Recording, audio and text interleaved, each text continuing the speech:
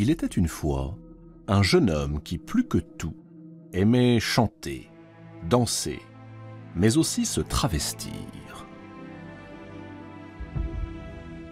Partout où il allait, un bruyant cortège s'attachait à ses pas, formé de nymphes à la peau blanche et aux longs cheveux noirs, et de satyres aux cornes de bouc.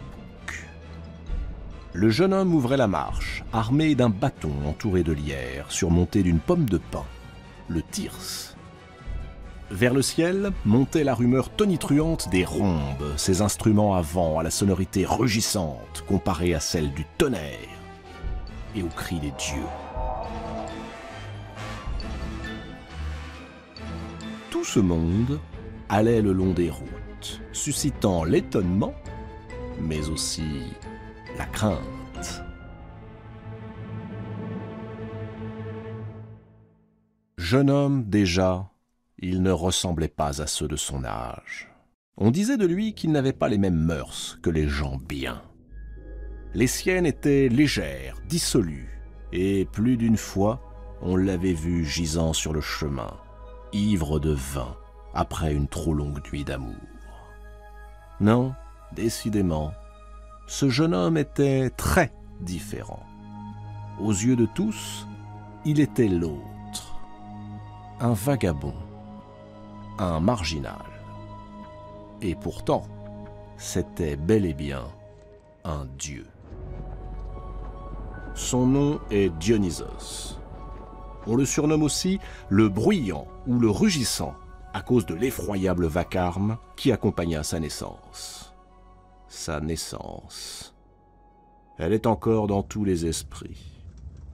Zeus, dont on connaît l'appétit pour les conquêtes féminines, est tombé sous le charme d'une jeune princesse, la princesse de Thèbes, Sémélé.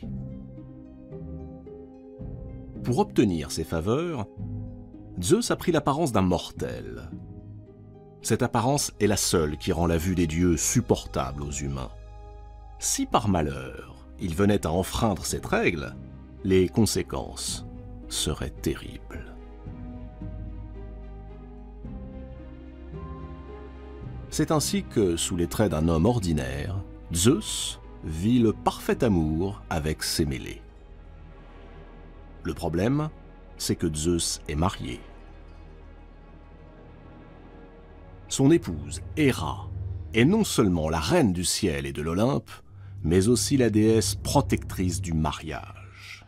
Et cette nouvelle liaison l'inquiète beaucoup plus que les précédentes, car pour la première fois, Zeus découche régulièrement. De là à ce que sa rivale prenne sa place, il n'y a qu'un pas. Héra décide de réagir. Elle prend l'apparence de la nourrice de Sémélé, une vieille femme qui a toute sa confiance et se rend chez la princesse, déjà enceinte de 6 mois. « Méfie-toi, lui lance-t-elle. Je suis convaincu que ton amant n'est pas Zeus, mais un vulgaire imposteur. Si tu veux en avoir le cœur net, exige de lui qu'il se montre à toi en souverain des dieux et maître de la foudre, comme il le fait lorsqu'il est parmi les dieux. » Sémélé est troublé. Et si sa nourrice disait vrai? Lorsque Zeus vient lui rendre visite, elle lui demande de se montrer à elle tel qu'il est réellement. Zeus est épouvanté. Il sait trop le danger que cela représente pour sa bien-aimée. Il refuse. Sémélé insiste, lui rappelle qu'il a juré par le Styx qu'il ferait tout ce qu'elle demandera. Or, si quelqu'un jure par le Styx, ce serment devient inviolable. Le dieu qui manquerait à sa parole serait purement et simplement exilé de l'Olympe. Sémélé supplie. Zeus résiste. « Très bien, menace Sémélé. Puisque c'est ainsi, tu n'auras plus accès à ma couche. » Alors, Zeus capitule. Sous le regard interloqué de son amoureuse, il se révèle sous la forme du tonnerre, dans une splendeur foudroyante. Et c'est le drame. le palais tout entier s'embrase. Mais aussi la pauvre Sémélé qui a tout juste le temps d'accoucher avant de mourir, dévorée par les flammes.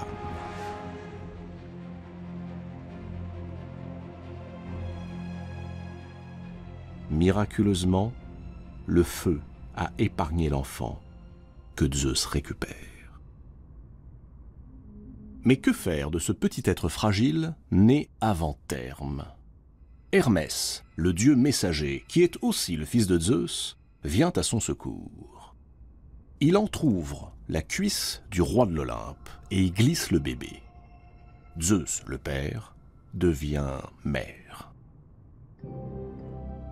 3 mois plus tard, Hermès, toujours lui, rouvre la cuisse du seigneur de l'univers. Un nouveau-né en sort. Les Romains diront, il est né de la cuisse de Jupiter.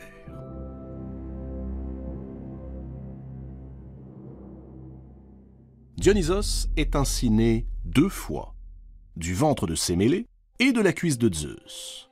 Et sa seconde naissance est indiscutablement celle d'un dieu.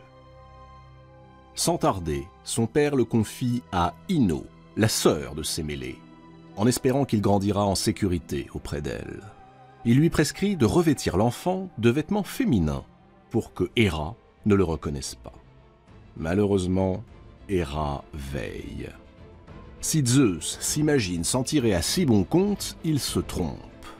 Poursuivant sa vengeance, l'épouse trahie frappe Ino et son mari de démence. Elle s'apprête à faire de même avec le petit Dionysos, mais in extremis, Zeus réussit à soustraire l'enfant. Une nouvelle fois, il le confie à Hermès et lui ordonne de l'emmener sur le mont Nysa, une région montagneuse au bout du monde. Le jeune Dionysos est accueilli par les nymphes, divinités bienfaisantes. Elles deviennent pour lui de véritables mères de substitution. Elles lui offrent généreusement leur sein. Auprès d'elles, Dionysos grandit.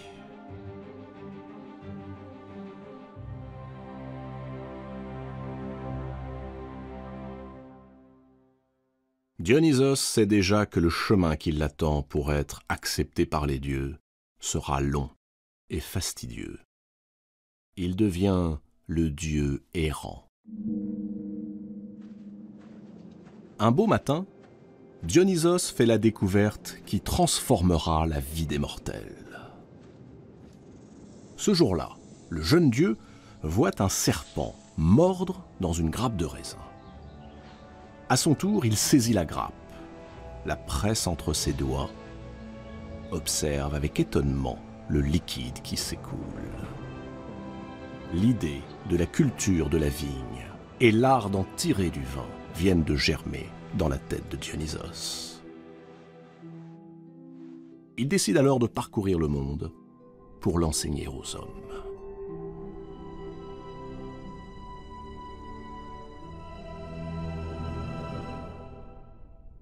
Dionysos prend la route.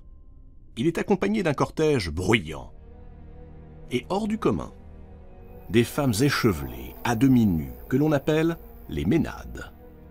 Mais aussi des satyres, ces êtres pansus et laids, en perpétuel état d'érection.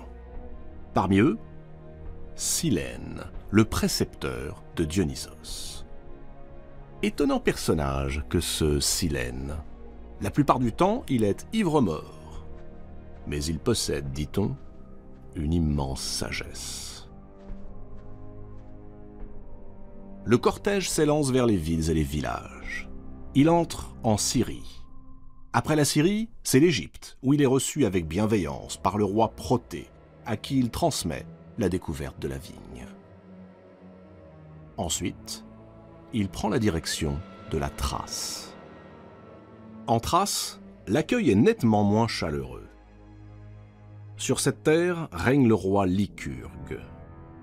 Lycurgue voit d'un très mauvais œil l'arrivée de ce jeune homme à l'allure étrange, efféminé. D'où vient-il, ce personnage qui prétend être un dieu? Et qui sont ces femmes qui délirent à ses côtés? Cet étranger est précédé d'une réputation sulfureuse. On raconte que dès qu'il entre dans une cité, les femmes sont saisies de passions érotiques. Il prend possession d'elles et les entraîne dans des danses frénétiques.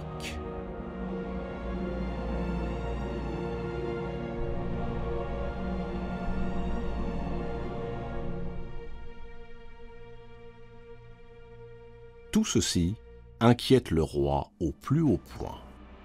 Lycurgue fait immédiatement arrêter les Ménades, les jette en prison et se lance à la poursuite de Dionysos.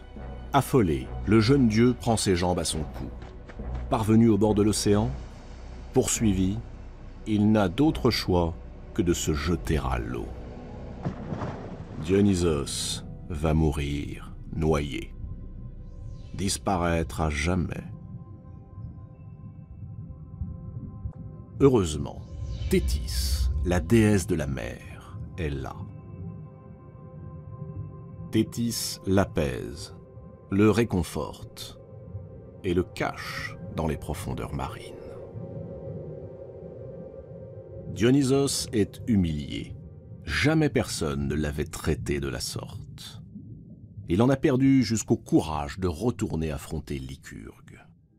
Alors, sa grand-mère, Rhéa, décide de venir à son secours. Rhéa libère les Ménades et jette un sort à Lycurgue. Le roi est pris de démence. Il se rue sur son propre fils et le tue à coups de hache. Puis il découpe son cadavre en morceaux. Dionysos, pour le punir, rend le sol de Thrace à jamais stérile. Il annonce que cette stérilité ne cessera que si Lycurgue est mis à mort. Sans le moindre état d'âme, les habitants de Thrace conduisent Lycurgue sur le mont Pangée, l'attachent à des chevaux sauvages et l'écartèlent.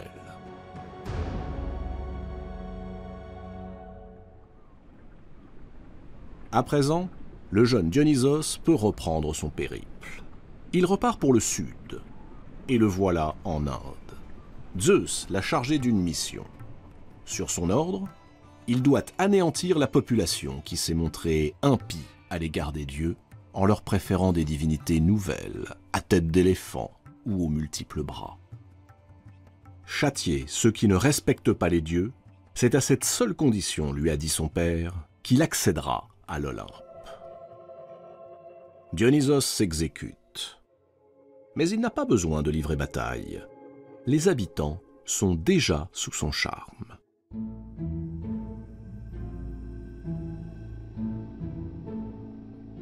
Son arrivée donne lieu partout à de fastueux défilés où il se présente debout, dans un char orné de pampres et de lierres tirés par des panthères, accompagné par ses fidèles Ménades et ses satyres. Il parcourt les cités dans un tourbillon de cris, de chants et de danses, au son des flûtes et des tambourins.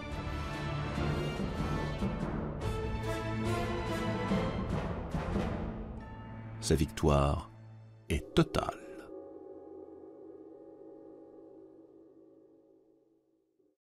Mais le voyage de Dionysos n'est pas encore achevé. Une ville, la plus importante, reste à conquérir. Thèbes, la ville où il a vu le jour.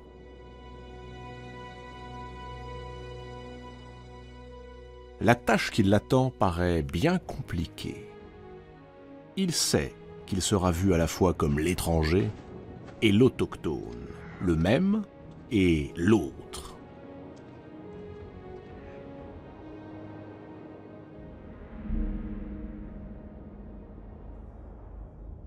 C'est le roi Panthée qui règne sur la cité. Panthée représente l'ordre, la norme, et cette norme ne peut en aucun cas être perturbée. Quand il voit ces femmes qui évoluent dans un état extatique autour de Dionysos, à moitié nues et délirantes, Panthée est profondément choqué. Les femmes sont faites pour être à la maison, élever leurs enfants, faire la cuisine et ne pas s'occuper du reste. Et puis, qui sont ces gens bizarrement accoutrés qui parlent des langues étrangères? Ce ne sont pas des Grecs. Et pour Panthée, tout ce qui n'est pas grec est barbare. À peine Dionysos a-t-il franchi les murailles de Thèbes qu'il fait le récit de sa naissance et révèle à qui veut l'entendre qu'il est le fils de Zeus, un dieu, éclat de rire du roi, de son épouse et du peuple. Quoi? Ce misérable mendiant qu'accompagnent ces barbares débraillés, le fils du roi de l'Olympe? Les propres tantes de Dionysos, les sœurs de Sémélé, sont d'ailleurs les premières à crier à l'imposture. Jamais elles n'ont voulu croire que leur sœur Sémélé ait pu séduire Zeus.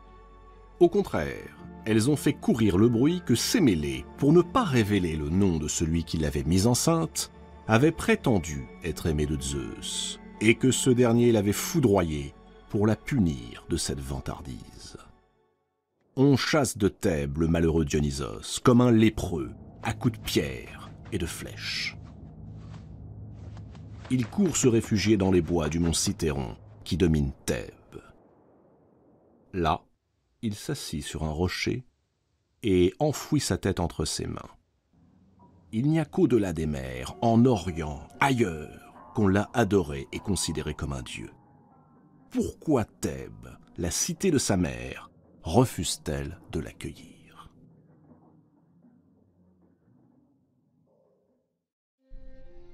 La nuit venue, Dionysos réunit son cortège. Il allume un immense feu autour duquel il fait couler des sources de vin et se met à danser avec les ménades aux tresses sensuelles, avec les satyres aux torses difformes et avec les centaures aux pas rapides. Puis, dans le fracas des tambours, au son des fifres et des flûtes, le voilà qui descend vers la ville.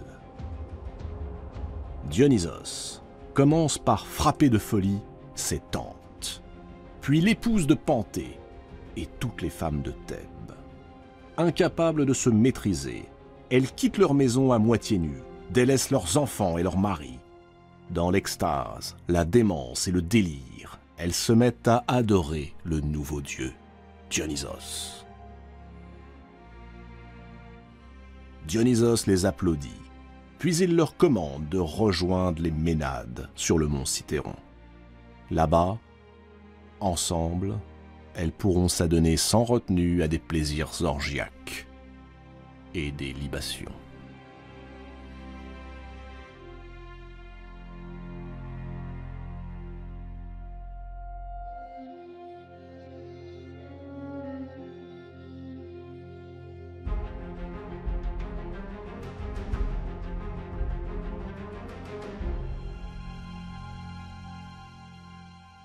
Mais la vengeance de Dionysos n'est pas encore totale. Il reste Panthée, le roi qui l'a humilié. À la nuit tombée, Dionysos se déguise en prêtre et marche vers le palais. Il retrouve Panthée, à qui il fait le récit de l'incroyable journée. Peu à peu, il réussit à le convaincre de se rendre avec lui sur le mont Cithéron. Mais par prudence, conseille-t-il, mettez un vêtement de femme. Panthée finit par accepter. Au fond, lui aussi veut voir ce monde féminin plein de luxure qui menace sa cité. Et voilà le prude et vertueux monarque qui délie ses cheveux, rehausse ses sourcils de couleur criarde. En réalité, il est déjà sous l'emprise de Dionysos. Arrivé au sommet du mont Cithéron, Dionysos lui indique un arbre du haut duquel il pourra observer le spectacle sans être vu. Mais c'est trop tard. Les femmes, déchaînées, ivres-mortes, possédées, l'ont aperçu. Et sous le déguisement, elles ont reconnu un homme. Elles se jettent sur lui, elles le déchirent, le lacèrent. Et parmi elles, la propre mère de Panthée. Panthée essaie désespérément de se faire reconnaître par elle. Mais celle-ci, égarée par la frénésie, lui arrache un bras. Puis les autres femmes le tailladent littéralement. Pour finir, Sa mère, qui ne voit toujours pas qu'il s'agit de son fils, lui tranche la tête, la plante sur un bâton, et elle s'en va, toute fière, en brandissant son funeste trophée.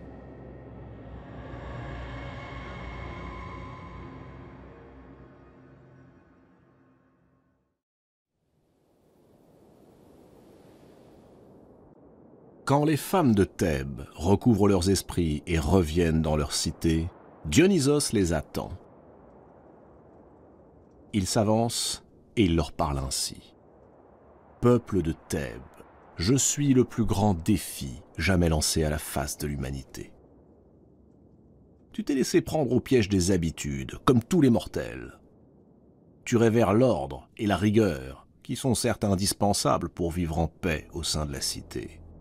Mais tu refoules la part d'étrangeté qui t'inquiète et qui pourtant gît au fond de toi.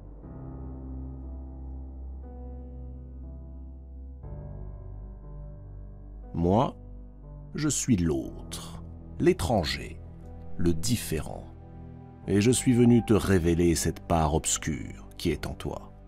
Si tu la rejettes, comme tu m'as rejeté hors de tes murs, alors tu seras perdu, comme fut perdu l'orgueilleux Panthée, ton roi. Mais si tu acceptes ces forces sauvages, si tu les intègres au lieu de les brider, alors tu seras sauvé.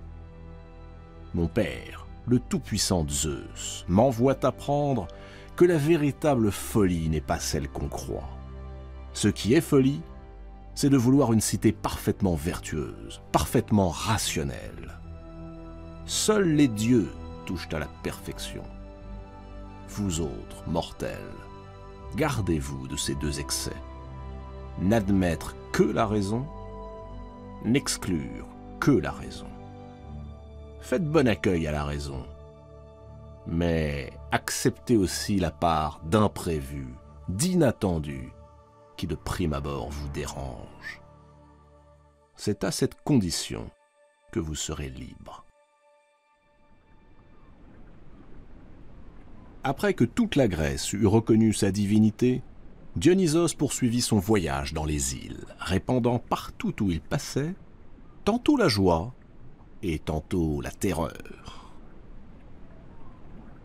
C'est sur le rivage de Naxos que le jeune dieu aperçoit une ravissante jeune femme qui pleure. Il s'agit d'Ariane, la fille du roi de Crète, Minos. Son amant, Thésée, vient de l'abandonner. Ému par la beauté et par la tristesse de la jeune femme, Dionysos l'emmène sur l'Olympe. Et, chose qui ne s'était jamais vue, il l'épouse, elle, une mortelle, devant tous les dieux assemblés.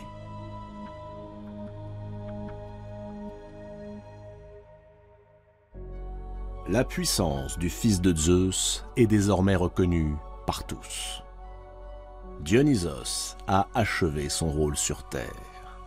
Il a enfin le droit de gagner le ciel.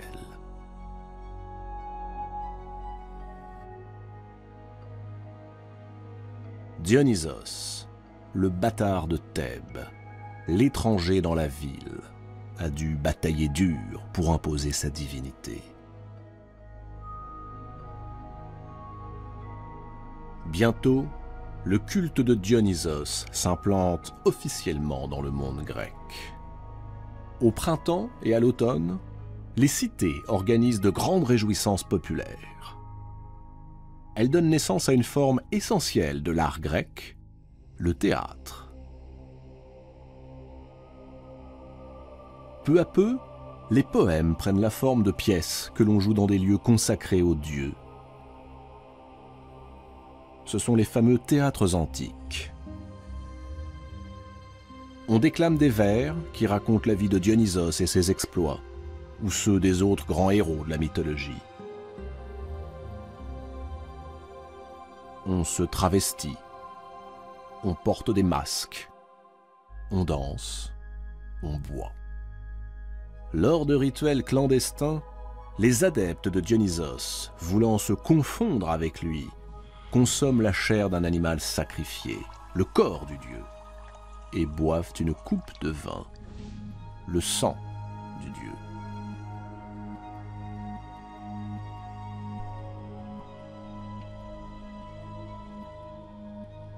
Dionysos est décidément un dieu bien différent.